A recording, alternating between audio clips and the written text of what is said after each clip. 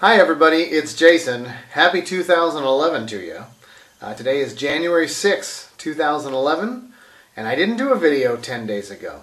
And why didn't I? Well, I descended very quickly from about Christmas Eve right into a food calamity where I ate a lot of food that you shouldn't be eating when you're on the Medifast diet, or on any diet for that matter. That's the real deal.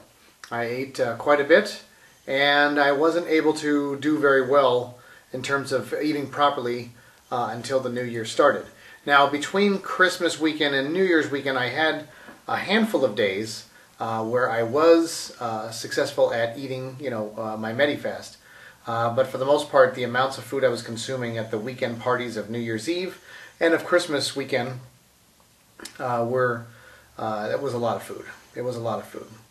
Now, if you are somebody who has been overweight, then you know full well how difficult this is and how things like parties and the holidays are never the time that it's easy to follow a diet. It's never easy during any part of the year, quite honestly. And if you are addicted to food the way I am, where you find great comfort in eating, binge eating, or eating just huge quantities of food, then you know what I'm talking about. There's only so much willpower you can exert before too many circumstances come together and create sort of that perfect food storm, and that's what happened for me. I'm happy to say that I am back on track for a few days now. It's the 6th, so I guess I'm back on track for about 4 days now or so. And I am still at a 19-pound weight loss. So I was basically weight loss neutral for about the last 20 days, given the days that I followed Medifast and the days that I indulged in a lot of foods that I shouldn't have eaten. I ended up at having just basically 20 days of no weight loss happening, but ultimately no weight gain as well.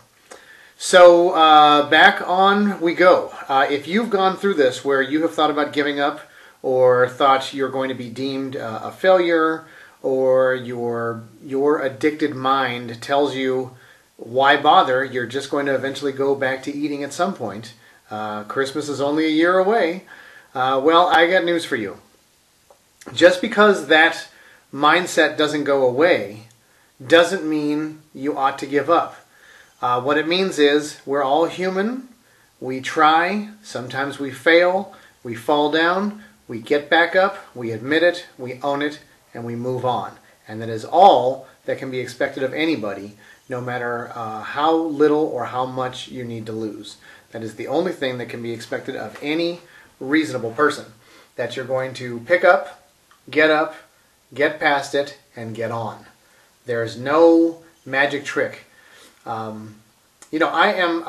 have always sought food as a comfort, and it has served me well in terms of being a comfort. And my psychology for what draws me to food is almost everything draws me to food.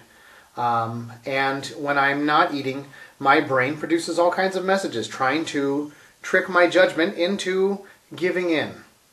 And there really is no magic bullet for that. There is no magic pill or potion or anything that can change that, except that I have to realize and recognize that when I'm hearing my own mind tell me things like, give up, don't bother, you'll never make it, it's too many months to go following this way, you can't eat this way the rest of your life. When you hear yourself saying that, or you hear your own mind telling you that, just remember, enough time spent doing the opposite, which is following, in my case, following the Medifast plan, doing the exercise that I should be doing, and just doing what I'm supposed to be doing in spite of what my mind is telling me. When I do those things, eventually that voice does get quieter. It really does.